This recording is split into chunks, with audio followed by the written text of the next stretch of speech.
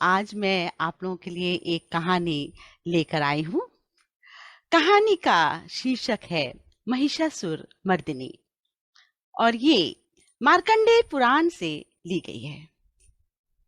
हर एक कहानी का अपना एक अलग अंदाज होता है और एक आयाम होता है, सोचने का तरीका होता है। आप जैसा समझे वैसा होता है। तो आइए सुनाती हूँ आपको कहानी महिषासुर मर्दिनी। बहुत बहुत बहुत साल पहले की बात है। एक असुर था, महिषासुर। वो बहुत ही बलवान, बलशाली, पराक्रमी। उसे सिर्फ एक ही चीज चाहिए थी, ये ये सब जगह मेरी हो और मैं चिरकाल तक शासन करता रहूं। और इसके लिए उसे अमरत्व चाहिए था। और उसके बाद उसने सोचा, सिर्फ एक और एक ही व्यक्ति है जो मुझे ये करके दे सकता है, और वो है विश्व ब्रह्मांड के रचनाकार, अखंड ज्ञान चेतना के अधिपति ब्रह्मा जी। और उसने ब्रह्मा जी का ध्यान किया। ओम ओम ओम ओम।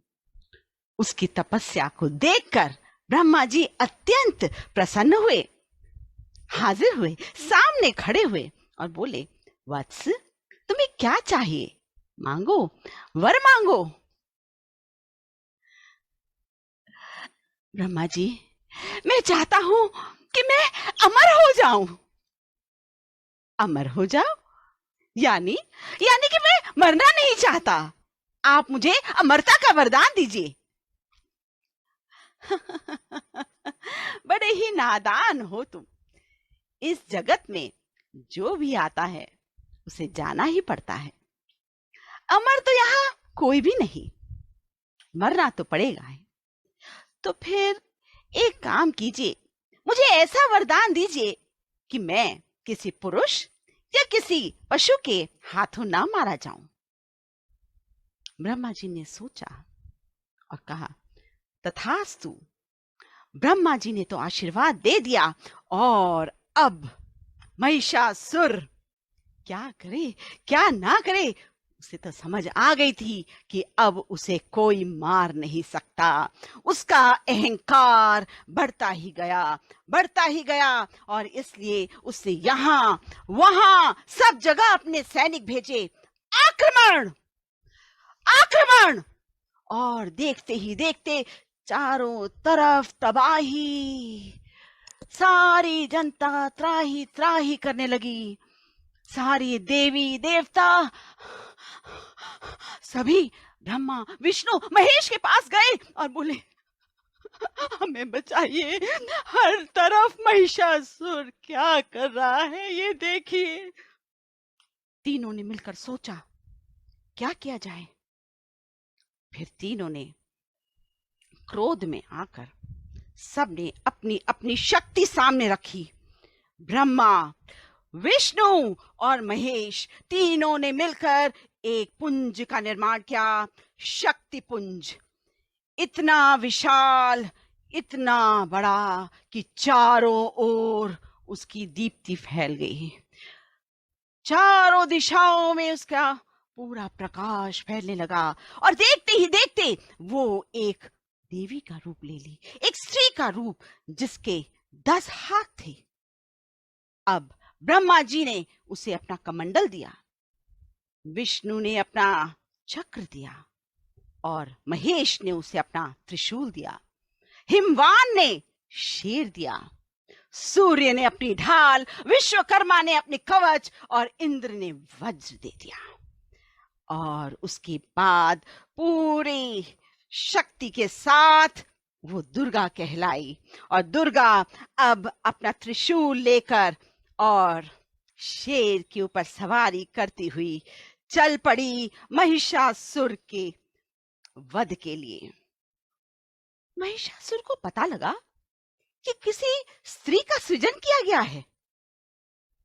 वो भाप गया, लेकिन वो कभी हार मानने वालों में से नहीं था और उसने अपनी सेना भेज दी।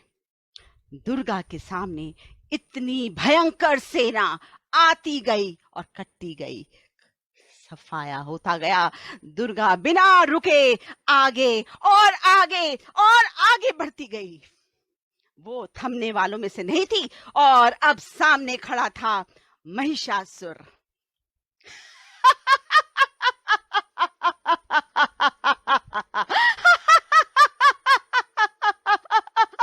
देखो तो, मुझे मारने के लिए एक स्त्री का सृजन किया गया। ओहो, इन्हें क्या लगता है कि मैं तुम्हारे हाथों मारा जाऊंगा? गलत फहमी निकाल दो।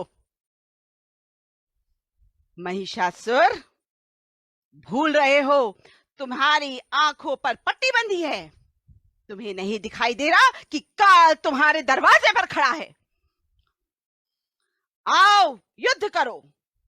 और धीरे से महिषासुर ने अपना रूप बदला। महिषासुर कोई भी रूप धारण कर सकता था।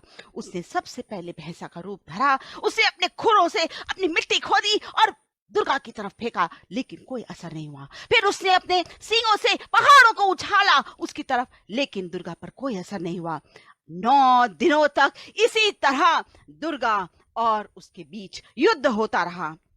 महिषासुर भी कम पराक्रमी नहीं था, लेकिन दुर्गा भी कम नहीं थी। पूरे अस्त्रों शस्त्रों के साथ आई थी और वो आया 10वां दिन, जब महिषासुर फिर से भैंसे का जब रूप लेने लगा। उसी समय दुर्गा ने उसके ऊपर पैर रखा और त्रिशूल उठाया और महिषासुर का नाश कर दिया। और इस तरह से दुर्गा, ये दिन जो है ये विजयादशमी के नाम से जाना जाता है। और दुर्गा ने अहंकार का नाश किया, तो सबकी शक्ति मिलकर उस पराक्रमी की मौत का कारण बनी। तो यहाँ जब हम विजयादशमी मनाते हैं तो दुर्गा की वंदना तो करते ही हैं, लेकिन महिषासुर के लिए भी पुष्पांजलि अर्पित की जाती है, क्योंकि वो भी अपने में डटा था और वो भी कम पराक्रमी नहीं था। आशा है आप लोगों को ये कहानी पसंद आई होगी।